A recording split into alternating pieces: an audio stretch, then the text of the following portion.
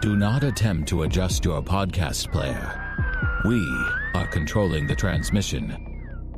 We are here to be your guide, helping you to explore local events, the art scene, music, theater, and possibly a conspiracy or two. All here on GCRX Radio and Podcast Network.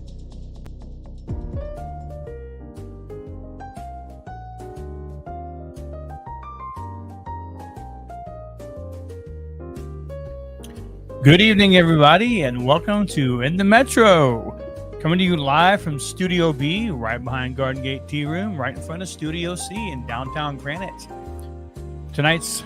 We got Miss Kim Pearson with us as always, and we're also welcoming Mr. Nicl Drago again as well. Hello, hello. Hello. Nick is no longer a co-host. Nick is no longer a guest. Nick is family. Great to be here. He has a coffee cup in the break room. Well, coffee cup in the break room. There you exactly. go. Did we give you a coffee cup? Do you have an In the Yes, Metro I coffee got one. cup? Oh, yeah. So he does have a coffee cup. Perfect. All right, he Perfect. does. Yeah, nice. So welcome to the show, everybody. It's our last show of the year, actually, Yeah. isn't it? Because I we're not think going to so. be here Monday. I mean, I'm not going to be on Christmas, No. and Nope. so probably not the New Year's either. I wouldn't think, right? No. Yeah. I won't be here for that for sure. You'll be doing other things. I'll be picking some random Midwestern city to go visit. Yeah. Travels with Kim. That's gonna be a new segment on the show. That could probably be its own podcast. It probably could. She could join up with Ben Deshawn over on Cutesville. That's There you right. Just go. kind of give your recounts of your cornfield adventures, things like that. Oh my So, gosh. well, guys, welcome to the show tonight. Tonight we got some pretty interesting stuff that we're going to talk about. Nick has brought a show to our attention. It's kind of been going.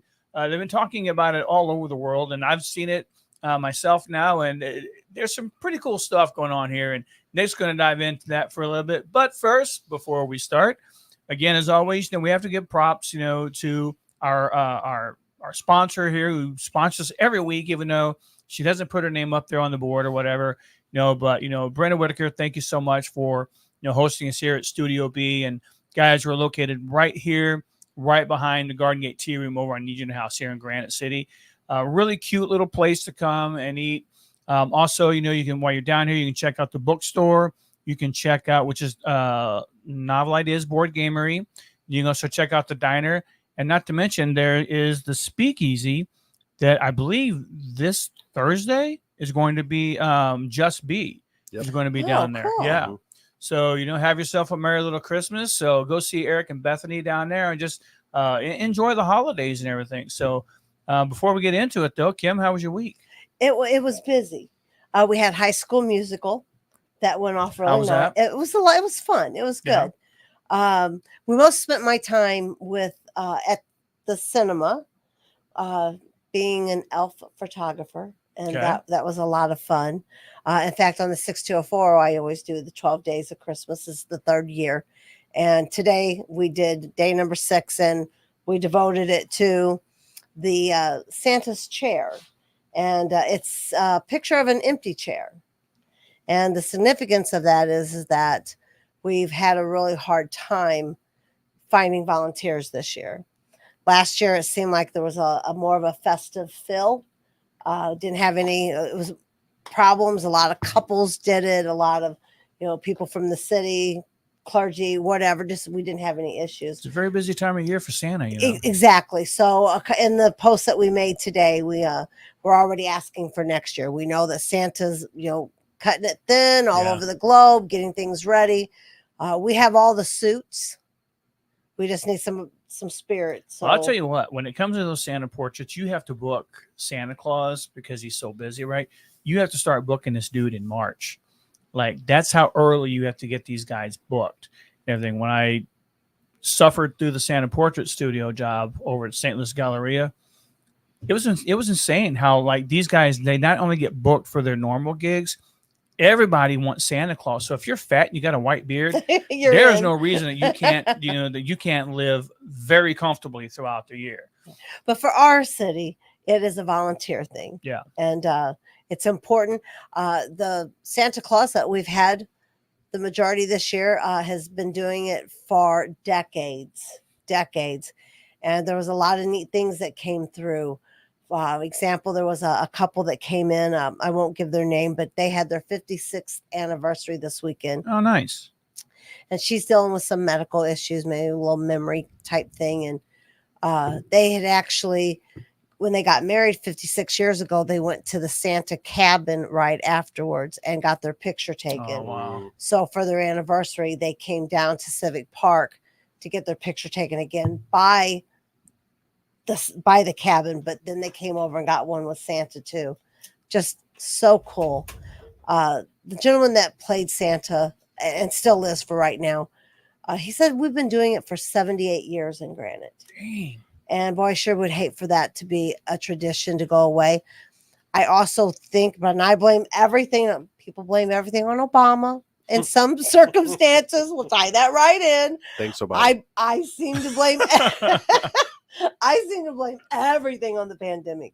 So I also think that the tradition of the Santa Claus thing is another byproduct of how we got used to a couple years of not doing it. Then when you get out of the habit of something, even something that deeply enriched, it's just so easy to get out of the habit of something. Yep, and not do it ever again. Yeah, in malls, that's another thing that I've noticed doing Christmas shopping this year. There's nobody at the malls. Nope. Where are? Well, we know where they're shopping at. Retail we just is talked dying. about it. Yeah. Well, I mean, here's the thing. Malls have been interesting thing. Malls have been on the decline in America for probably about 10, 15 years, you think? I Oh, hate yeah, that. yeah. It's been, but when you go to other places, like, not to brag about it, but when I was in Amsterdam a couple weeks ago, the mall that we went to over there was packed. Really? Full of people. Was it outdoor mall?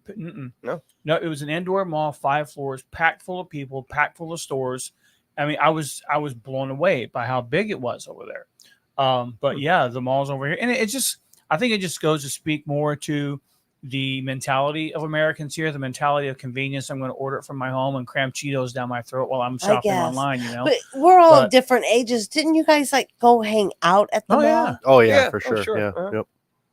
I in saw the no 80s, one I did. hanging out No. anywhere. No, I don't think they do that anymore. No, I mean, I think that Did the three mall of us- walker, the older people that became mall walkers, Kids they don't, weren't even there. Yeah.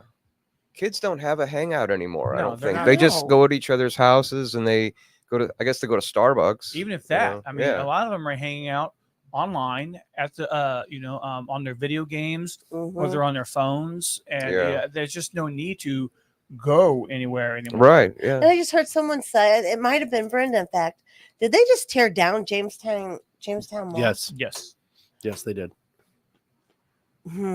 Hurts my heart. Yeah, when I was working, even when I was working at the Santa Portrait Shop, they were talking about a lot of I think over even at the mills, they're going to have a hard time getting a Santa there because people just weren't going. So they were starting to kind of pick and choose their locations and things like that. I'm honestly surprised that St. Clair Square is hanging on. Yeah, it was pretty sad. Yeah, I've been over there probably in the last 3 years or whatever, and there's a lot of empty space over there. Yeah. So yeah, I was just Same kind with of surprised Alton by that. Square. That brings a good point. How does little niche stores like Spencer's survive? Yeah, I don't know. Maybe an online presence. I don't know. When's the last time you're like, my God, I gotta go buy something from Spencer's? It's been. I need years. me a set of those. I need me a set of those edible underwear. Like, Yeah, really, you can With- just with order it off Topic is another online, one. and Right. it's not so embarrassing. right? Yeah. I mean, So yeah, that's a good question. Now How they the come hell in a is little that? brown paper bag. I mean, it says seriously. Amazon on it, but it's a little brown is paper bag. that a publicly traded company? Can we look that up? Because I just want to know. It's been around since I was young and even before that, Yeah. and they're only in those types of big retail mall setting environments, and they're just fine. Hey guys, we still got 16 people working in this store at the same time, and how? Yeah, I don't know. Spencer's was kind of a cool spot to go to. Yes. Yeah, Yeah. I mean, I tell you what, if you want to, I guess, follow a successful retail path, maybe you should just do whatever they do. Yeah, there used to be 2 places. Every time I'd go to the mall, I had to go. Spencer's was one of them, and then Brookstone was the other one. Because you got to go try out the massage chair for one thing, and tell her like, "Sir, would you please let someone else do this? No. You've been here for 2 hours." No, I won't. What was your go-to at the food court? Food court, Charlie's is pretty good. Sbarro's Sbarro. Pizza. Sbarro's is good. Yep. Yeah. Olga's. Olga's is I good. still Olga's love was my Olga's. jam. I went there all the time. And honestly, that's probably the only reason that we still go to Alton Square is because their Olga's is There's still one there. there. Oh yeah. Is there still one in St. Clair? No. No. Yeah, I No. don't know. Not for a long time. Wow. But yeah, I love that. The mall was an experience. Like It literally, was. you just go and you just hang out. Like I don't even have any money. Right. I'm Yeah, not you didn't buying need a money. damn thing. Right. But I might have a few bucks for the food court for in between, and we're just going to walk around and look at stuff we can't afford. Or in my Pretzel case, you just Annie's have or some whatever friends. that Oh was yeah, place yeah, that called. was great. Yeah. I mean, What? you get Them what's- hot Aunt Annie's. Aunt Annie's, Annie's, yeah. I mean, for like Annie's. $2, you got a pretzel and a Right, drink. right, That and that's would all you last you needed. all evening. Right, and That's then all they you- had the pretzel dog. Yes. Oh my man, gosh! the pretzel. You unwind the pretzel off of it and just kind of nibble, and good stuff. Yep, we all just walk around, and like the girls would inevitably be in like Victoria's Secret, and we'd be looking at stupid stuff at whatever other stand they had or Spencer's. It wasn't just the girls that went to Victoria's Secret. Well, I mean, Are we dating ourselves, or is the younger generation just missing out? I think the younger generation is missing out because there is something like I've fought this for the longest time. I thought like, hey, virtual everything is pretty much okay, but yeah, like you find that these younger people don't really know how to communicate in person. no, social media or the social platform has really done just the opposite of what it was meant to do. Social media was originally kind of intended to bring the world together as one like kind of global community. Now it's made the world hermits. Yeah, but really all it's done is it's been like, look, don't call me, text me. Yeah. We're in a generation where I would sit there and I will watch the phone ring and then text you about what do you want. What's up? Well, if that's what social media is, what do we say Amazon is? It's like its best friend kind of thing, right? Them two are like best friends. Oh yeah. But Amazon's a retail killer. I mean, Yeah, it's and I just- say that you stay fully at knowing that I home. shop at Amazon. Or I'm not at Amazon. I shop with Amazon. Yeah. But I mean, it's a retail store killer, is what it is. Again, part of So the antisocial dang thing. Convenient though. It is convenient, and I think that's one of the reasons it's so huge here in our country, because we want convenience, and if we don't have to leave our house, I mean, this is the era of the introvert. Like, I am not kidding. Yeah, it's at totally all. acceptable. Yeah. Introverts of the world unite, because I understand the oxymoronic theme behind that statement, Yeah, right. but I mean, it's true. I don't have to go anywhere. I can order my food online. I can order my toiletries online. I can order my furniture, there is nothing that I cannot books order to online. read Yep. Well, right that's how off they your started. phone. Yeah. That's how they started. I mean, they were a giant the bookstore. The internet and social networking has done just the opposite of what it was originally intended to do, because people don't really go, to a lot of places anymore. Even when they do, people are looking at their phones a lot.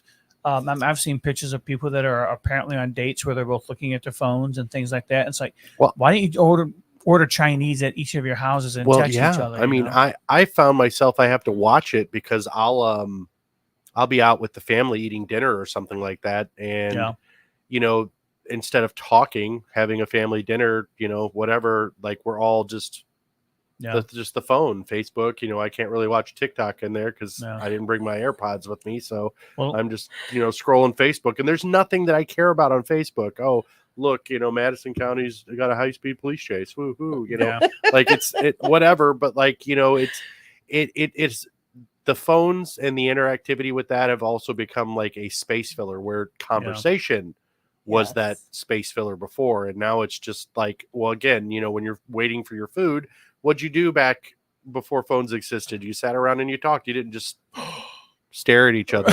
Right. I'm very glad that Rebecca and I, we have a kind of a rule that, at the table, the dinner table, there are no phones.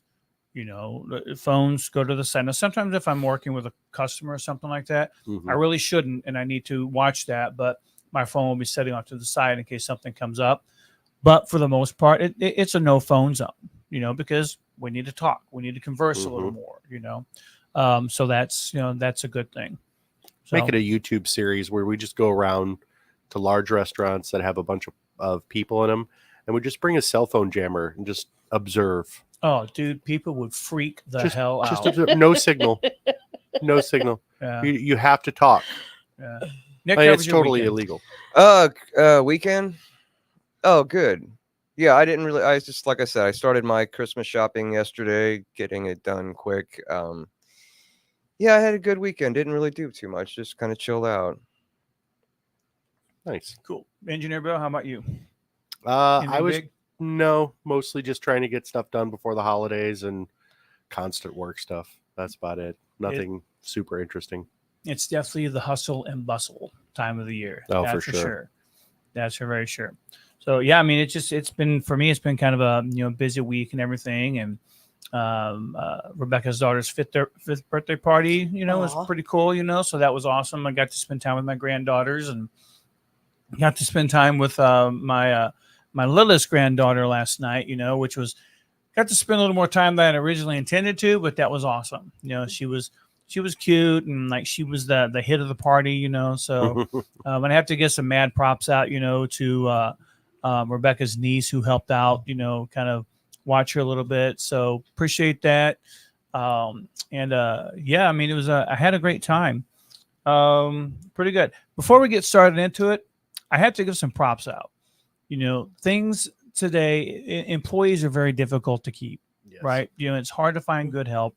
And I know that a lot of you have noticed that, most of the time I have a hit and run cup here, unless we have a show sponsor and then, we'll have a sponsor or whatever. But these guys over there at Hit and Run, I got my tea. I always get like a 44-ounce tea, unsweet with some lemon and some sweetener packets in it.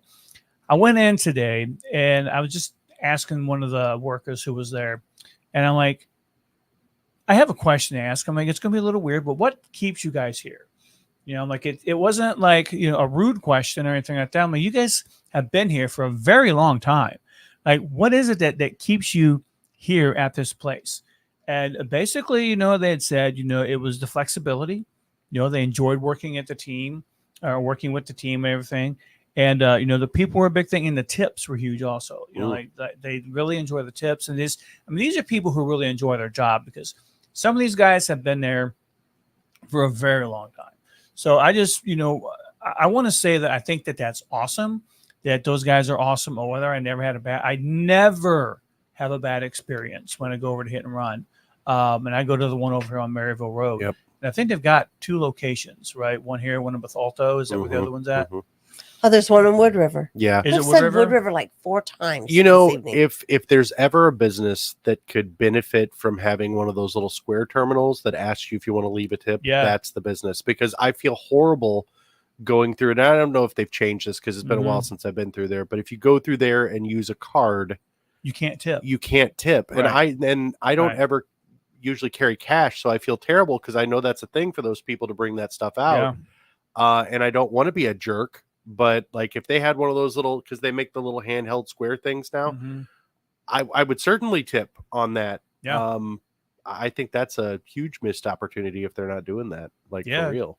No, I agree 100%. And those guys, I mean, to remember all that stuff that they have to do, Oh yeah, to get all their stuff, I mean, it's definitely a talent. custom drinks and stuff. Yeah, come on. Oh, I'm king of the custom drinks. I feel like such a schlep sometimes. You're like because you're like a Starbucks want- person.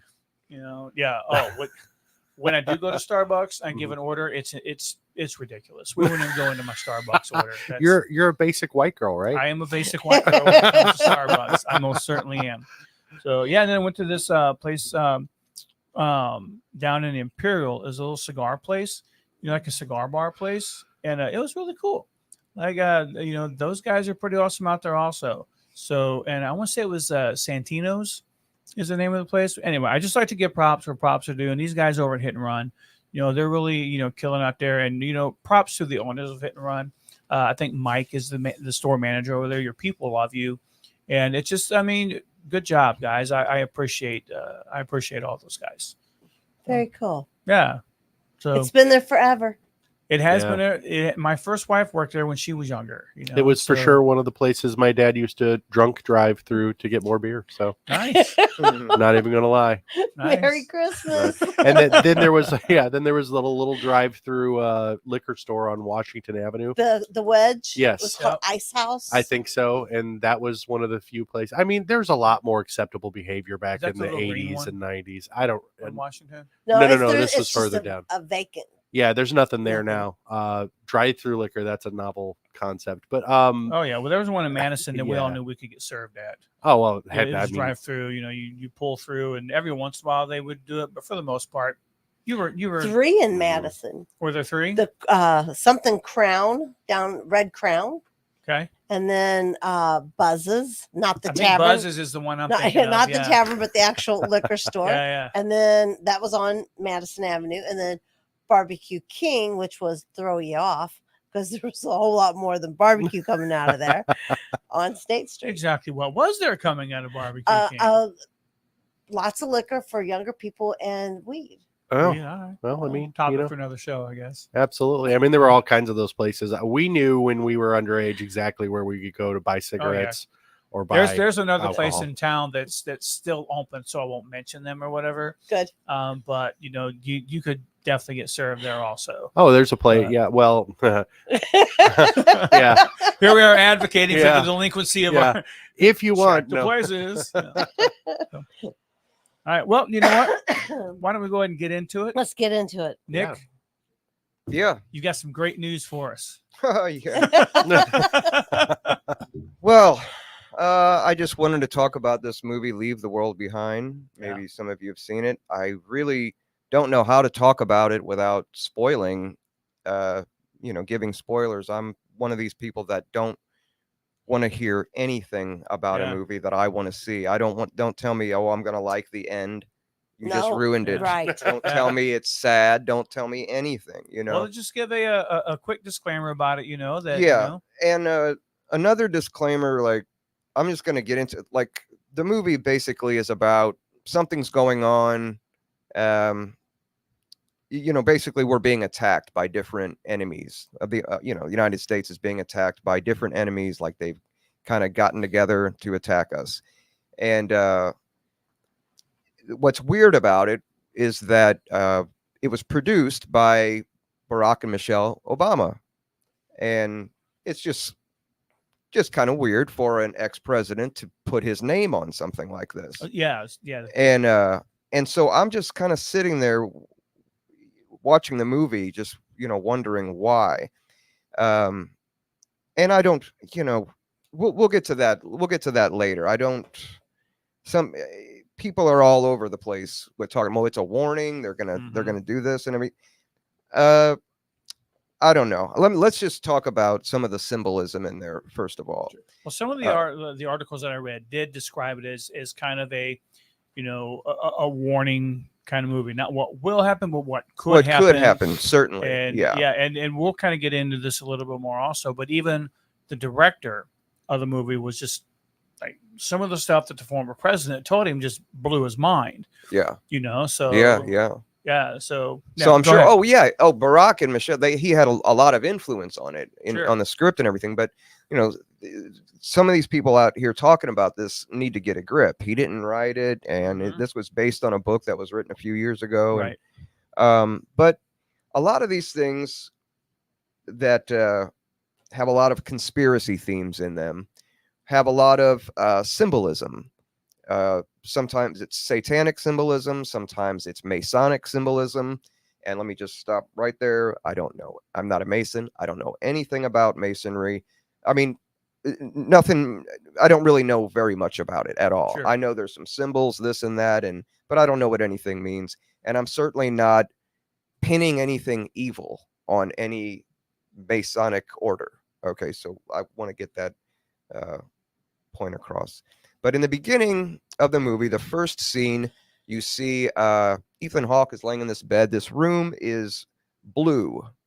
You see blue throughout this whole movie, and it's just like an overdose. It's saturated with blue. They're wearing blue clothes.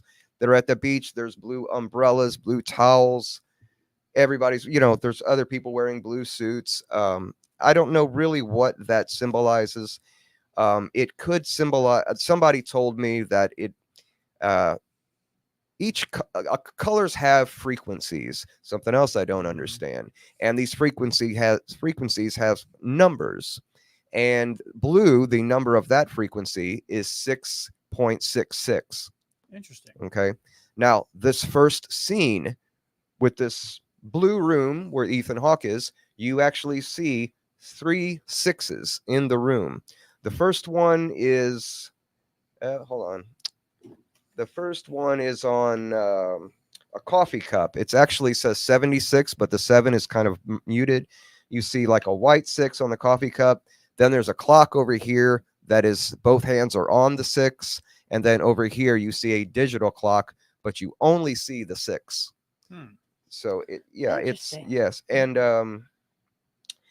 in that room also, you see these, in the molding of the wall are 2 columns and 2 lamps, right? There's a lamp by each column, and that kind of symbolizes the columns in masonry. Okay, if you look at how do I even say? If you look at Masonic symbolism, and I'm just gonna be very vague about it, and then you'll see that the columns, even the pillars, even have names. I think it's Joaquin and Boaz, and one. God, I noticed there are probably some Masons out there saying this guy doesn't know what he's talking about. But my what I have come to understand is one of them symbolizes the sun, and one of them symbolizes the moon. The one that symbolizes the sun, the lamp is on, and the moon it's off, and it's early in the morning. Then you see Julia's wearing. Okay, another thing that is consistent in masonry symbolism is a checkerboard floors, black and white checkerboard floors. You see this a lot. You see the pillars and this Masonic or this black and white floor.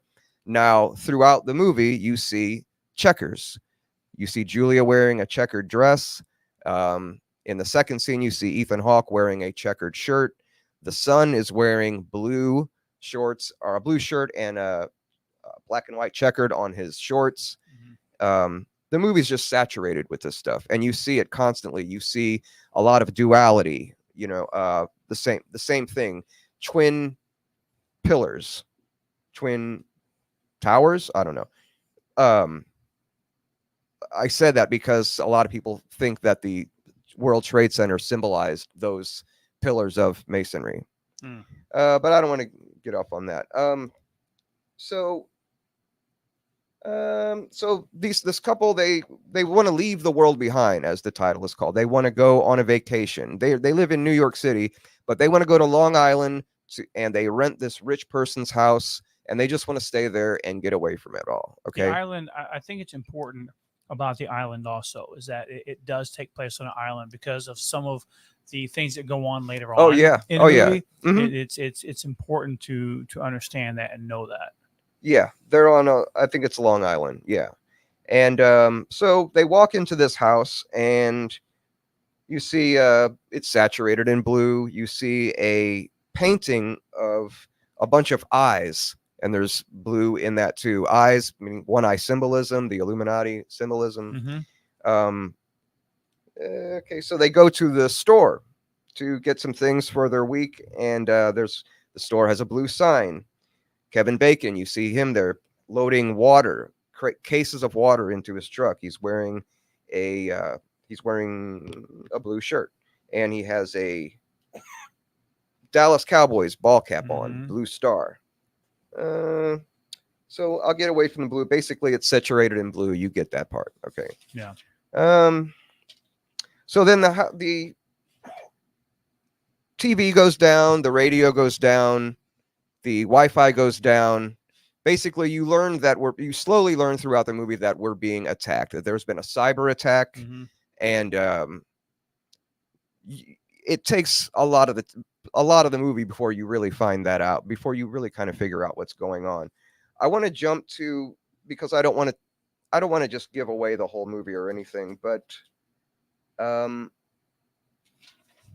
I think, in discussing a movie, I don't think it's really much a matter of not giving it away, but maybe giving people an opportunity to analyze it as they're watching. Yeah. Because there are people like me for the most part that will watch a movie simply to be entertained.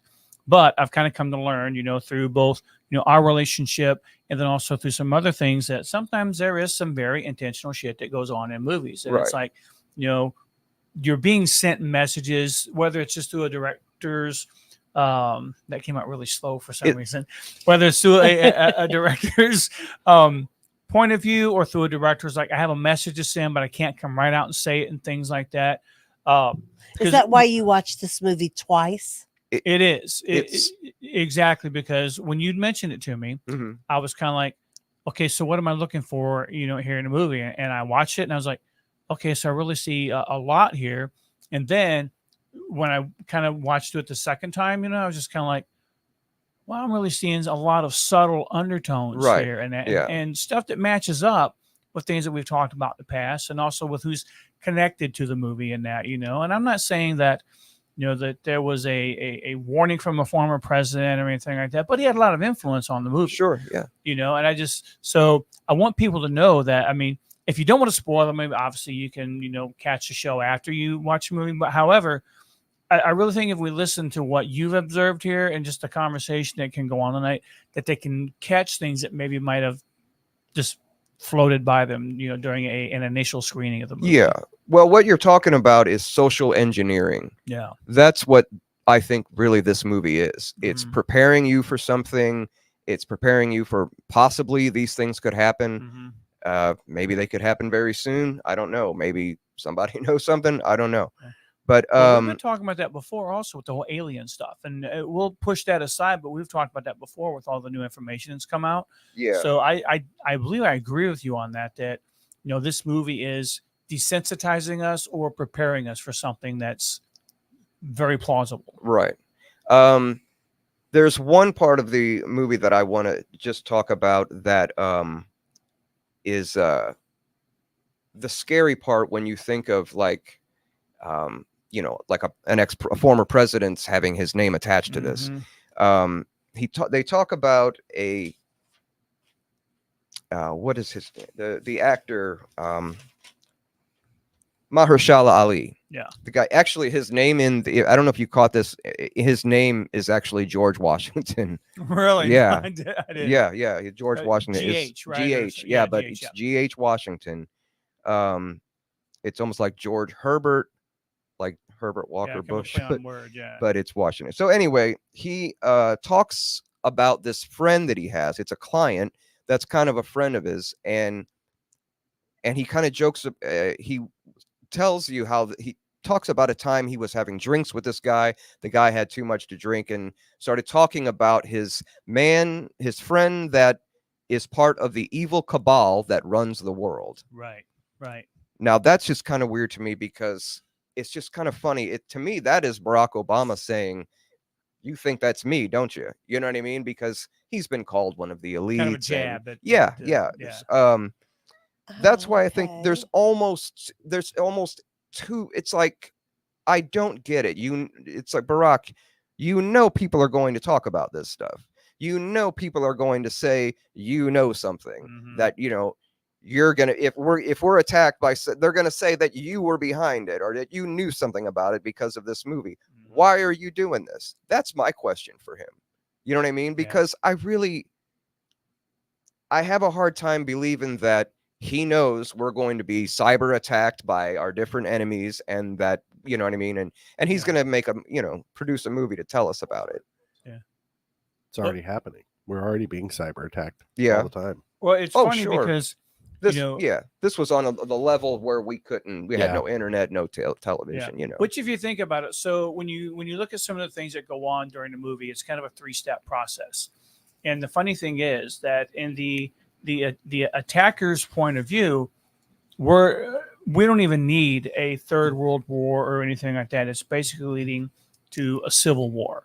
You attack first. You can have the cyber attack, power goes down, internet goes down, TV goes down, all this other stuff, and then by the end of it all, we're going to do ourselves in here. And in the States is kind of the whole look at it, the whole view of it, because in the movie there are pamphlets that are dropped. Yes, that you was the know? freakiest part, man. Yeah. That scared the shit out of me. That Yeah. part.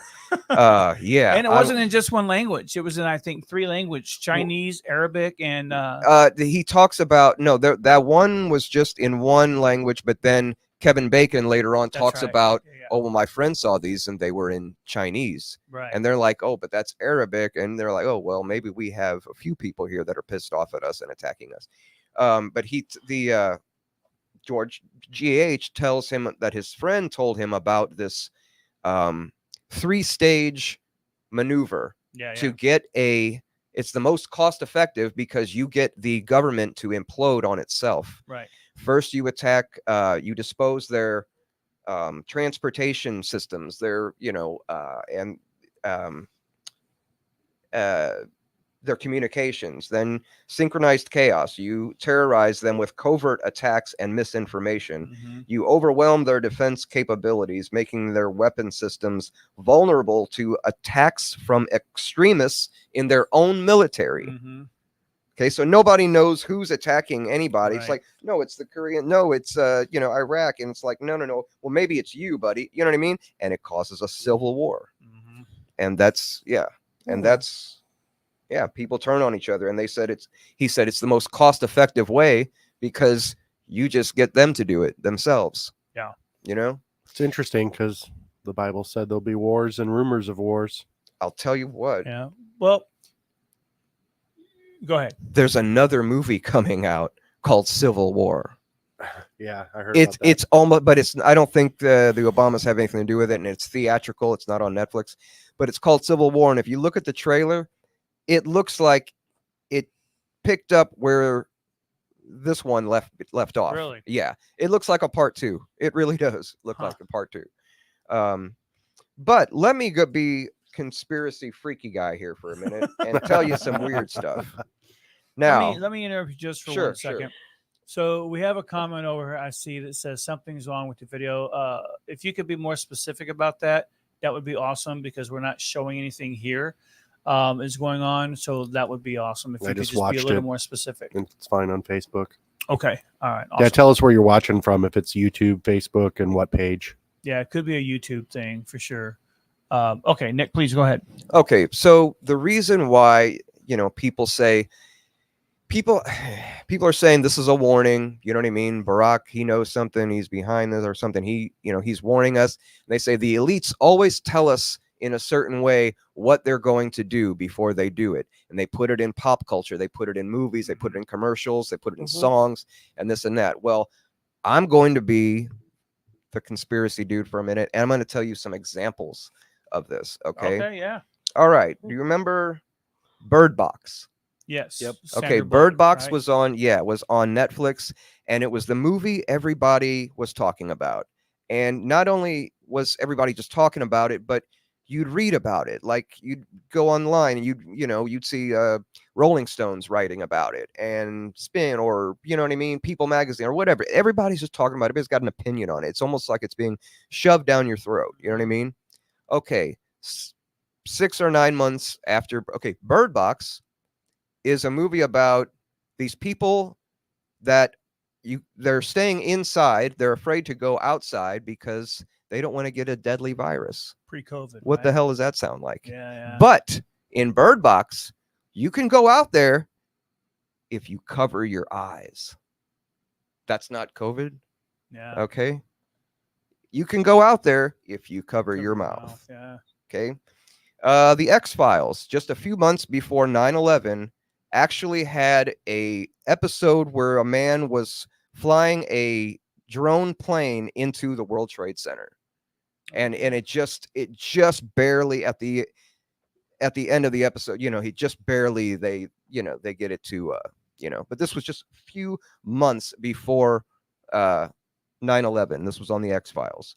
Okay. Now, in the movie I'm talking about on Netflix, Leave the World Behind, there's a blackout. They're getting messages or alerts that there were blackouts. Okay. Super Bowl commercial a few years ago. Somebody's up in like a space shuttle or something, and they look over on Earth, and all the lights go out. Okay, Mhm. just weird. So I'm expecting something like that. I've been expecting something like that to happen. I think it was the 2012 Olympics. Was that 2012 Olympics? Was that 2012? I think so. Think so? Okay, so the ceremony there, the ceremony, they do like a big old dance thing, or whatever. It's a bunch of kids in hospital beds. Okay, sick kids, COVID. All right. This year, pop culture has a lot of stuff there's a lot of bomb talking. Okay, U2 put out a song called Atomic City. Mhm. Wes Anderson put out a movie called Asteroid City, which if a bomb, asteroid crater, I don't know.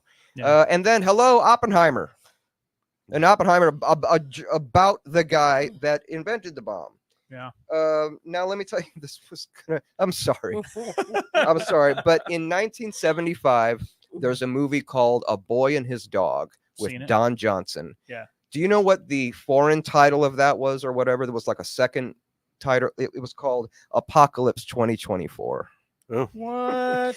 The first thing you see when the movie starts is a mushroom cloud, and then it says 2024. Okay. Ethan Hawke has a line in the movie Leave the World Behind, where a GH says, can we go in the other room and talk? And then Julia says, our kids are sleeping. He says, Yeah. my kid would sleep through an atomic bomb. Right. Okay. Now, let me tell you this. What else we got? Shelly, are you getting all this out there? Are you getting all this? So, you ever heard of a Belgian mystic her name was Baba Vanga? Yes, I've heard. Yeah. Okay, Yeah. she made predictions. She died in 98, I think, but she made predictions for 2024. Putin will be assassinated by a Russian citizen. And there will be an upsurge in terrorist attacks in Europe, including the possibility of bioweapon attack and cyber attacks on power grids, infrastructure, and water systems. Mm-hmm. The cyber attacks thing, I want to touch on that for a minute, because there was a scene in this movie, and I guess Tesla is like, they're just the big guys you're going to pick on anyway. I mean, they're the most prominent out there, I believe, as far as electronic vehicles go and like connected vehicles and that. But the whole cyber attack thing, it's not just power grids and things like that. I mean, they shut an entire island down where this movie takes place. They were taking control of the Teslas and smashing them into each other, basically gridlocking any way to escape this island.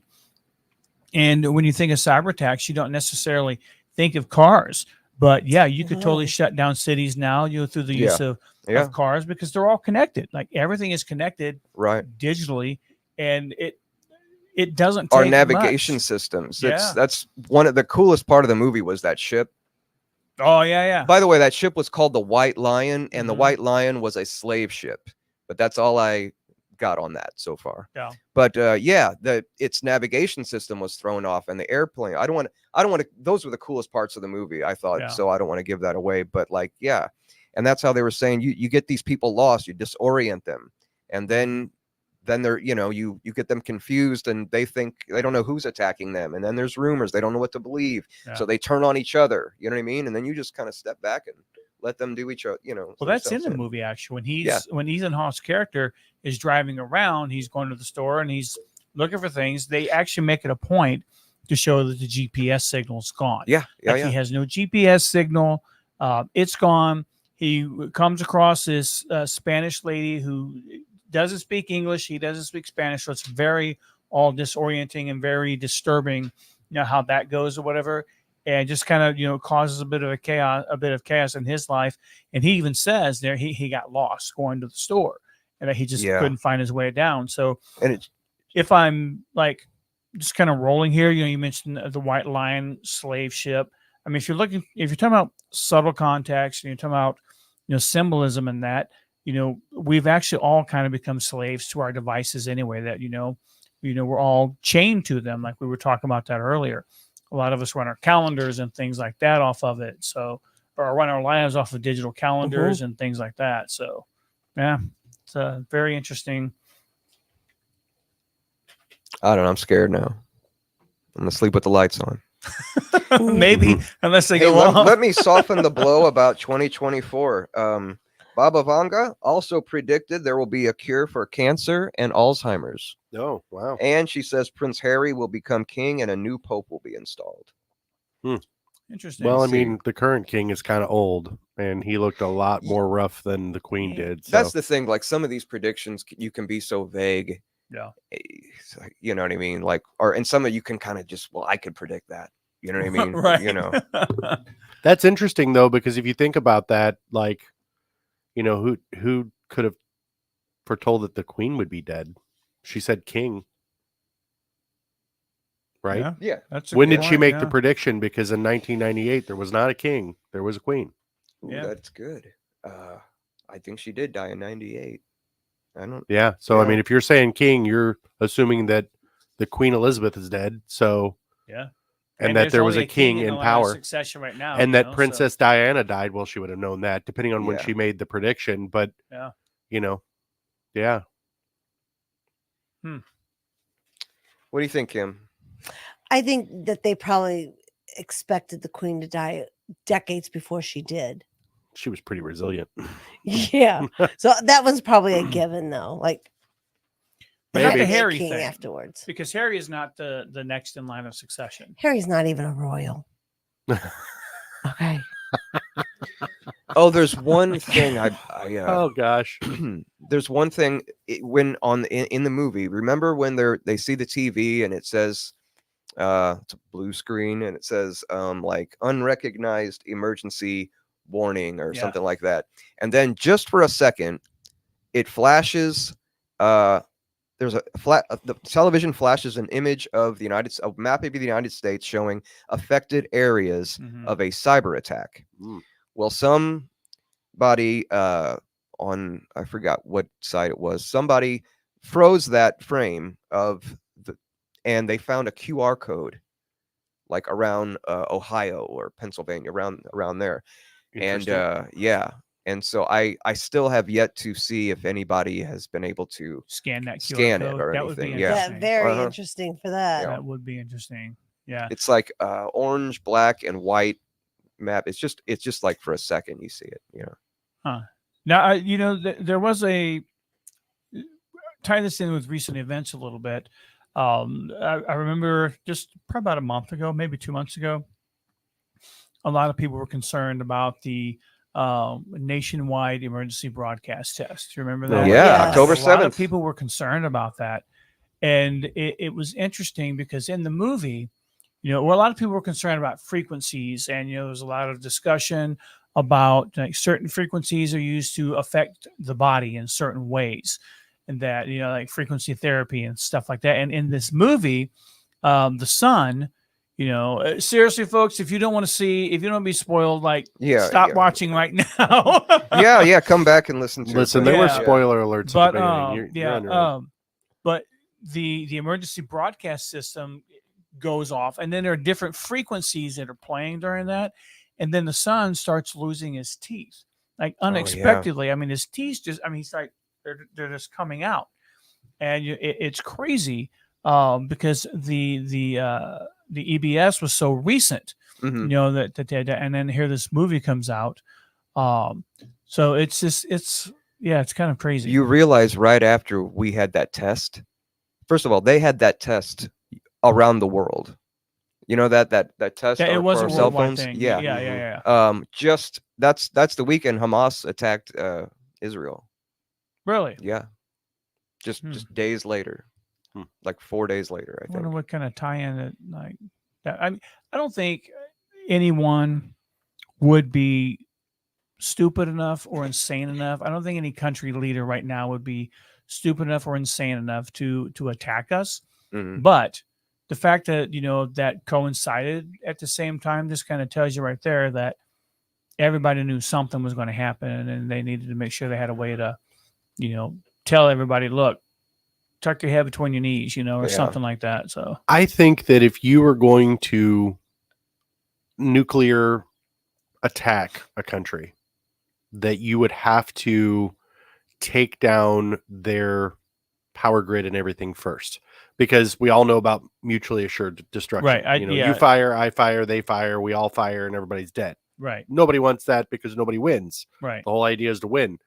But if I take down your communications or your power grid and create chaos, then you're probably not going to be coordinated enough to fire, because we all think, the military's got it and they'll just, they'll launch anyway. Yeah, no, people look after themselves. And if the proverbial shit hits the fan, right, I'm going to take care of mine and my own.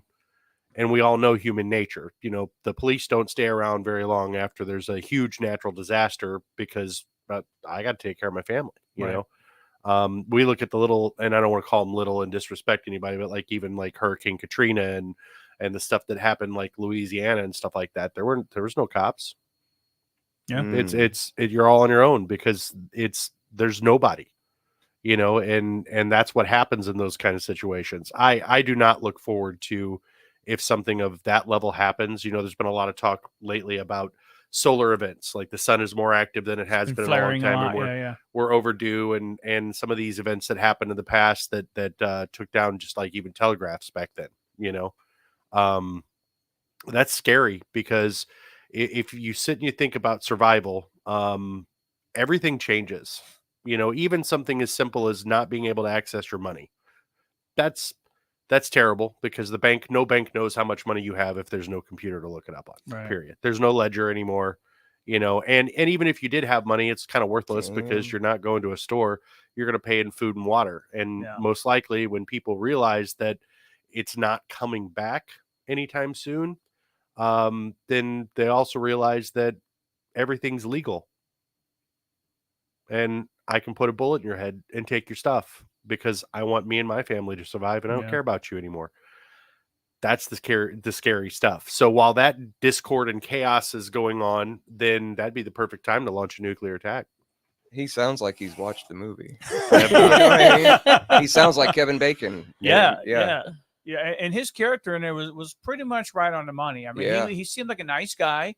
He's like, look, what it boils down to is, you need to get in your car. You need to go take care of your family, because I'm going to take care of mine. And that means I can't help you out. You know what I mean? It's like every man for himself, basically. And he was smart. He got that right away. He knew that was the deal. Oh, and that's the way it would have to be, because the people, there's going to be a group of people that obviously you're solid friends that that they're not going to, they're going to want you to join their group of people that are surviving. Yeah. But then there's going to be acquaintances that would never harm you now, but would kill you in an instant to benefit their family. Yeah.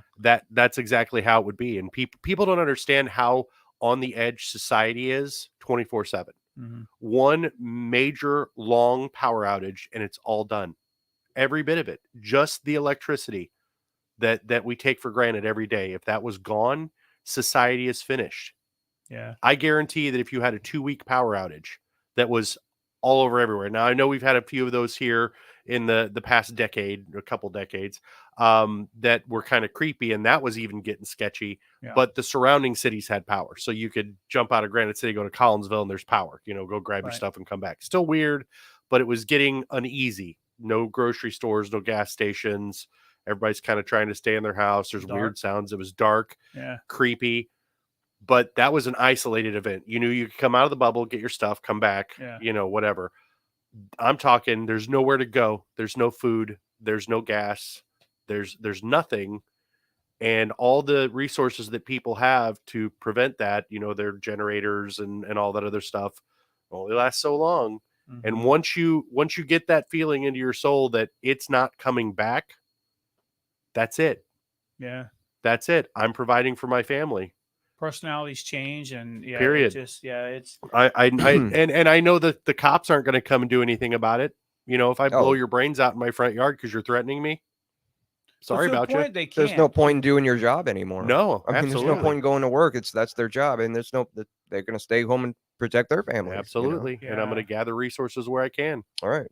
Yeah, we basically revert back to, not a third world country, but we may as well say, okay, Mad Max. Back to, or the 1800s or something like that, because essentially that's that's what it would do. And I think that that's where this movie really, I mean, because ultimately it's meant to be a suspense thriller movie. Like Right, that, yeah, that's yeah. I believe that's the genre that it's in.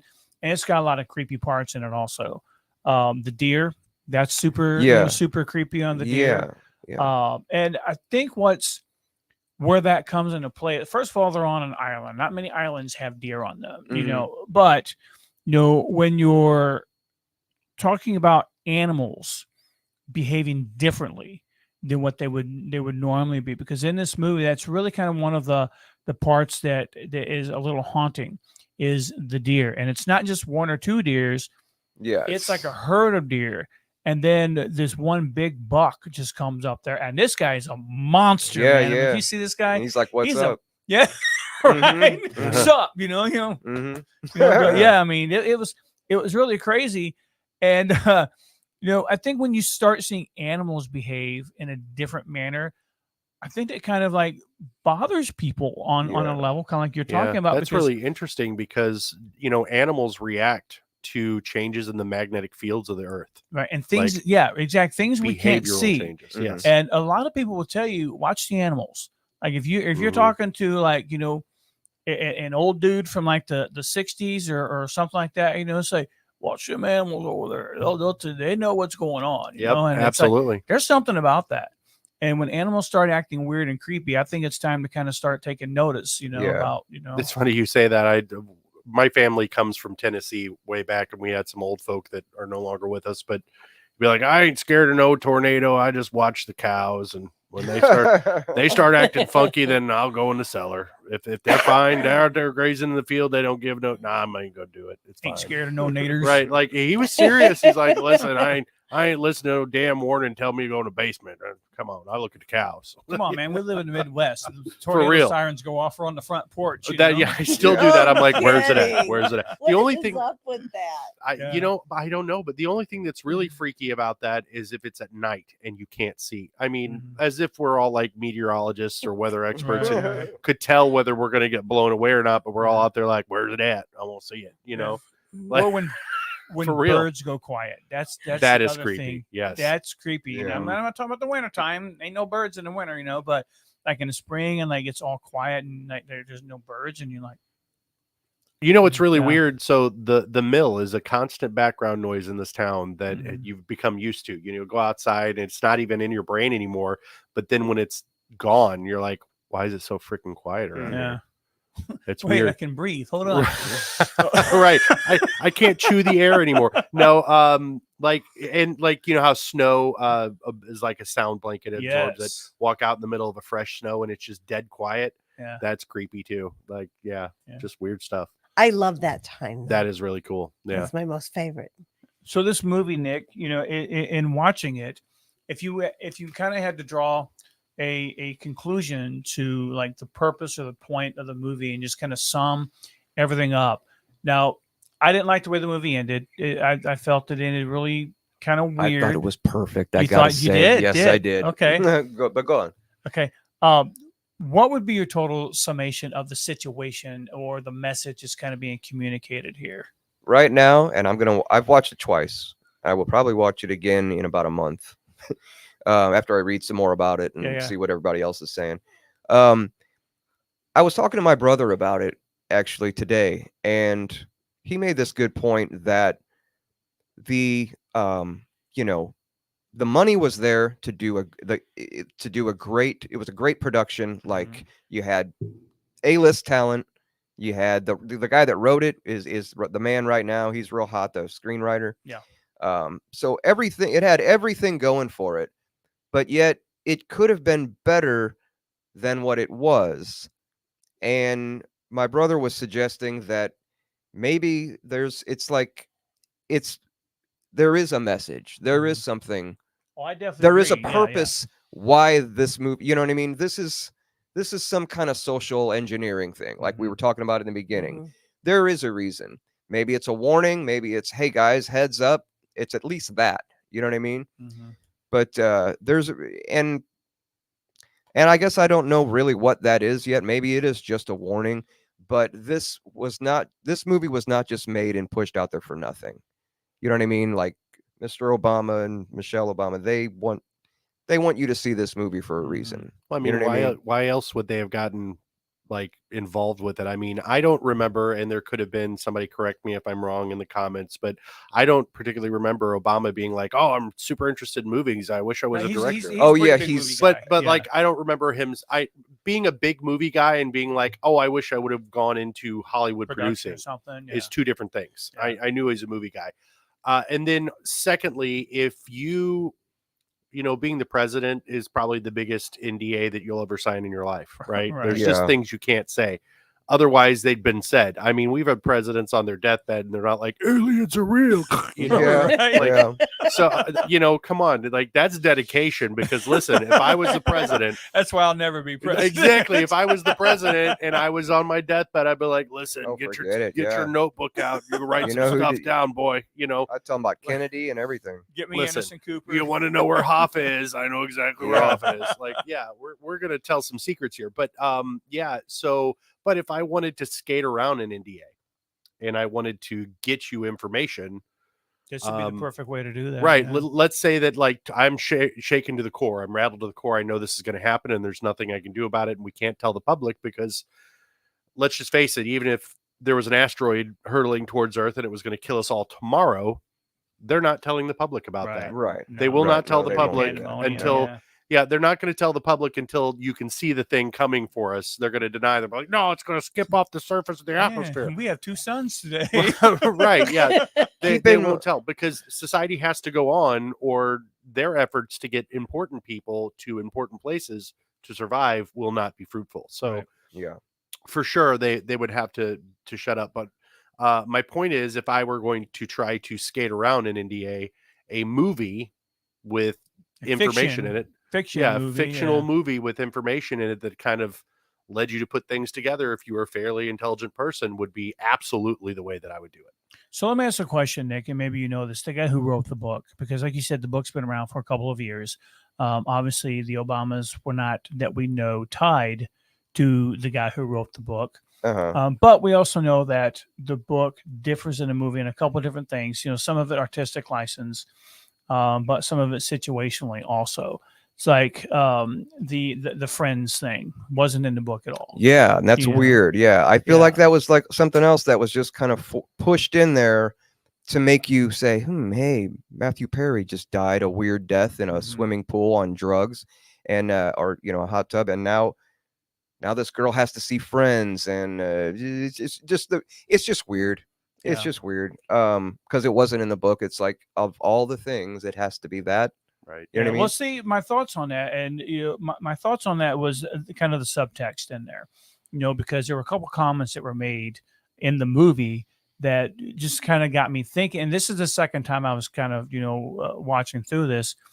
One guy, well, the son, Archie, I think is his name. Mhm. The son asks the daughter, Rose, ask her, why are you watching that stupid show? You know, and she was like, well, because I need an escape. Like with everything that's going on right now, I Yeah. need an escape.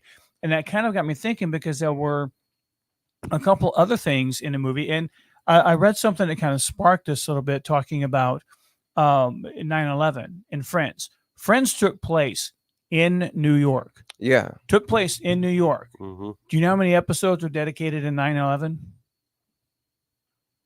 Do you know how many episodes even dealt with Mentioned 9/11? 9/11? No. None. Yeah. None of them at all. And then there was another comment made in the movie that the girl said, Friends is a nostalgia from a time that never existed. Yeah. Yeah. And that really got me to thinking because I was like, if you think about that, we've had a bunch of shows through the decades that have been just real attention grabbers. We're talking Seinfeld. Okay. We're talking Cheers. We're talking Friends. We're talking Big Bang Theory. Mm-hmm. I mean, there were just some that were just big distractions for us. Mm-hmm. And so one of the subtext kind of clues that I got in that movie was that there's all kinds of stuff going on that you don't know about because we're making a reality that doesn't actually exist.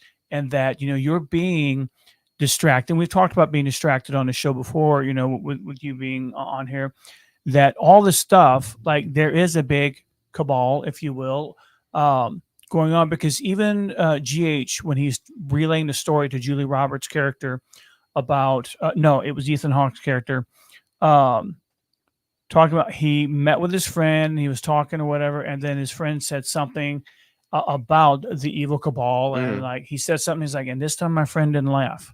Yeah. You know, he was just like, this time my friend didn't laugh. You know, it just, I kind of got the impression at that point that this movie is also telling us through, you're right, Bill, through presidential know-how, where I can't come out and I can't tell you that this is what's going on, but I can get pretty damn close. Oh yeah, have you ever sat and watched them interview previous presidents where they'll ask those weird questions? Oh, like, yeah. Hey, are UFOs real? And the president, like the last one that I saw, somebody was talking to Bill Clinton, and they were talking about UFOs, and he just got that Clinton smirk on his face. Yeah. And you could tell that he wanted to say something, but it's like hell, I'm going to say something, you know, I can't. But he just gave this very well interpreted answer of extraterrestrials and if they did exist and all these different things. And you're just sitting there thinking, you have to know because you're involved with all of it. Like, obviously, they know so many things that just are classified for the sake of national security. And let's be real. A lot of people think that everybody should know everything, but your government has to keep secrets from you. Yeah. Otherwise, we wouldn't even be here. Right. I mean, secrets. like, man, if you knew everything there was to know about the Cuban Missile Crisis back when it happened, not only would there be, oh my gosh, people worried off their butts, but it would have went a lot differently, I'm sure. Like, you have to have secrets. That's why the government never lies. They just engage in disinformation. I mean, listen. Well, I'll tell you what, we talked about social engineering. I would expect more of this. Like, remember, there was not the Obamas didn't do Civil War, but the movie Civil War looks just like where this movie, left off. It's a new movie. Yeah. But the Obamas they started when they left, or just a few years ago, they started Higher Ground Productions. So they're going to make other movies. So I would, stay tuned. They probably have more to say. And I definitely am going to watch this movie. Oh yeah, there is no doubt about it. A couple things that has kind of brought to my attention, something Bill said about how if you couldn't talk about something, being a president, there's other ways around that. Yeah. And then you just mentioned Clinton, who I've been sitting here thinking about. I love to read, and my most favorite author is James Patterson. And one of the things about James Patterson is he usually always has a co-writer. And he wrote a book with Bill Clinton. Are you familiar with it? No. You have to look this up. It's almost exactly what you're talking about. And it's James Patterson with Bill Clinton. And they co-wrote this book, and it's called The President is Missing. Oh, wow. And it's all about a cyber attack. But what they're actually doing with the cyber attack is they are able to mess with the chemicals in our water system. And he has to spoiler alert, he has to fake go missing in order to go underground and stop this from happening and wiping out the United States. It is an excellent Why isn't that a movie book? I don't know. What's it called? It's called The President is Missing? The President is Missing. James Patterson with Bill Clinton. It's like 2-page chapters. If you're familiar with James Patterson, his chapters are only 2 pages long. Oh, yeah. He's just an excellent writer. Yeah. Please look this one up because it's almost exactly what you guys are saying. And after I read that book, I was scared for a little while. Like, first of all, I'm scared. Why, Bill? Why are you telling us that this could happen? Right. I don't know if I can read that now because I'll just be hearing it in Bill Clinton's voice the whole time. Okay, like, listen, I went down the the president, White House. I went down the bottom there. I am not missing. Well, folks, I'm sorry I really have to split, but I want to wish you all a Merry Christmas, and listeners all a Merry Christmas. And I'm sorry to end this on a bad note. You know what I mean? Like, it's scary, like, on a scary thing. I'm sorry I couldn't bring in any, kind of Christmas cheer, but all is well. Yeah, nothing is wrong. Let's see what happens in 2024. Yep. Yeah. King Harry.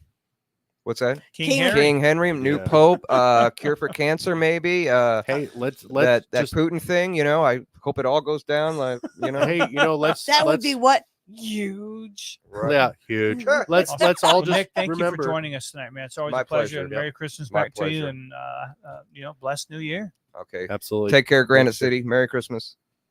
Merry Christmas. On one final note before we exit out, this coming Friday is the last day for one of our wonderful bakeries in town, Daylight Donuts. Daily Donuts, yeah. They've been here for 7.5 years. The most loveliest of ladies that runs it. She's closing due to health conditions. Absolutely nothing that she has any control over. If you get a chance before Friday, stop in. I don't know what you'll find there. I know she's still baking, Yeah. but wish her well. Absolutely. Yeah, awesome. So, yep, sorry to see you guys go for sure. I mean, we hate to see any, any business leave town, especially one, such as, as awesome as those guys over there. So, yeah. So, let's see, what do we got? Anything else? James that's going on? Patterson, the president is missing. The I'm going president to is check missing. with you guys on I have this. to check that out. Yeah. He brought up some really good stuff that I didn't notice about the movie, so I thought that was pretty Will you watch interesting. it again? Yeah.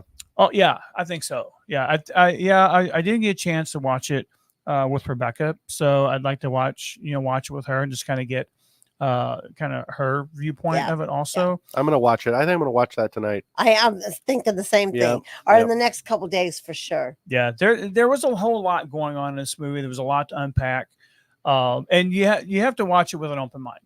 I watch it with two things. Had I just watched this movie, I'd have been like, wow, this is a really creepy movie that could possibly happen. And then in talking with Nick about it, Nick always gets my mental gears turning, and in watching it, and when I'm looking for context and I'm looking for different things, I'm like, that's pretty interesting. Yeah. So I did mention, or I forget to mention something earlier that I did over the weekend. It was a blast. I'm not sure why I forgot it, but Candy Cane Lane. Have you guys ever been over in St. Louis? I have not. No. Uh-uh. Beautiful. This neighborhood, they all decorate their houses.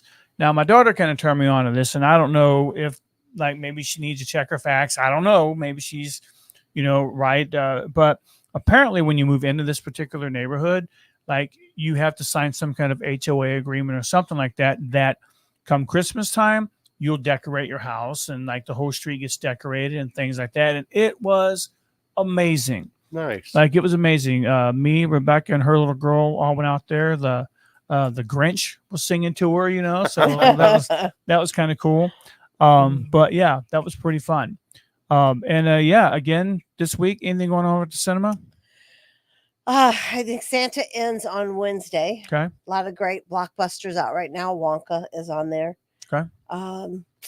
We're just going down to that number 25. Yep. I'm ready for the new year. I'm ready to leave this one behind. All right, very cool.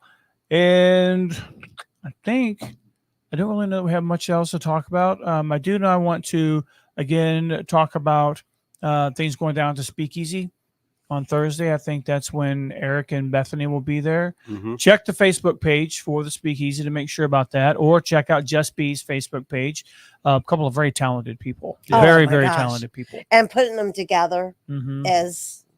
and then putting them in that environment of the Yeah. Speakeasy, it just all works. I know you've been there. I've seen you down there. Have you been down there when they've been performing, or if there's any kind of live performance down there? I have not yet.